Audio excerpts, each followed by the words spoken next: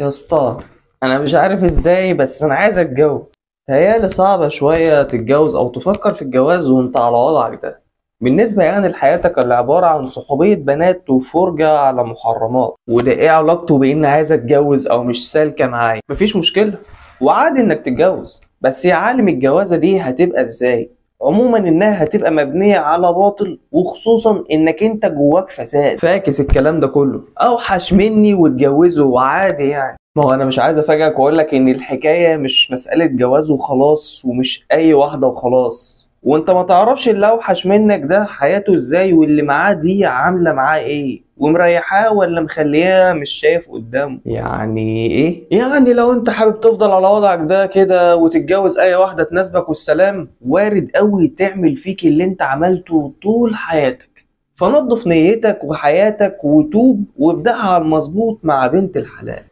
يعني قصدك تقول الطيبون للطيبات، مثلا انت كده فهمتني. بس عشان تبقى في الصورة، الآية دي نزلت بسبب اتهام إفك على السيدة عائشة زوجة الرسول صلى الله عليه وسلم، والآية ما كانتش نازلة عشان الجواز بس. في العموم اختلف أهل العلم وقالوا إنها تمشي للكلام الطيب والخبيث، وتمشي للناس الطيبة والخبيثة، وتمشي للجواز. كويس والله، أنا أول مرة أسمع المعلومة دي. خلينا في موضوعنا. أنا كل ما بحاول أبقى كويس عشان لما يجي نصيبي في الجواز ولا بنت الحلال اللي شبهي اقوم بايظ وارجع لنقطة الصفر من تاني، لغاية ما يأست وقلت امشيها كده وتيجي زي ما تيجي. طب ما انا اقولك على كام حاجة تلتزم بيهم، وبالتدريج كده هتلاقي الدنيا اسهل، وربنا سبحانه وتعالى فتحها عليك من وسع. قول يا اخويا، ورقتك وقلمك وسجل ورايا يا حب. لا ما تقلقش، مخي ضغط. تمام.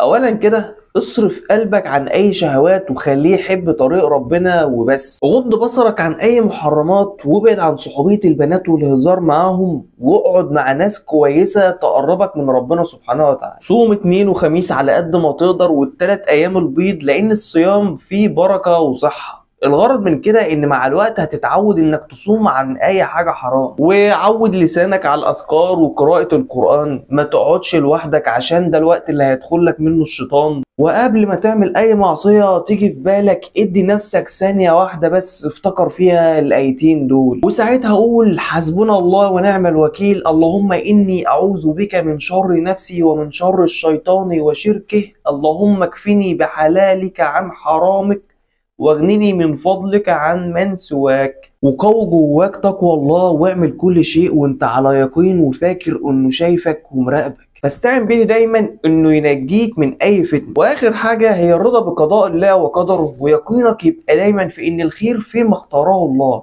وان مهما حصل لك من شر بالنسبه لك فهو في حسابات ربنا خير ليك.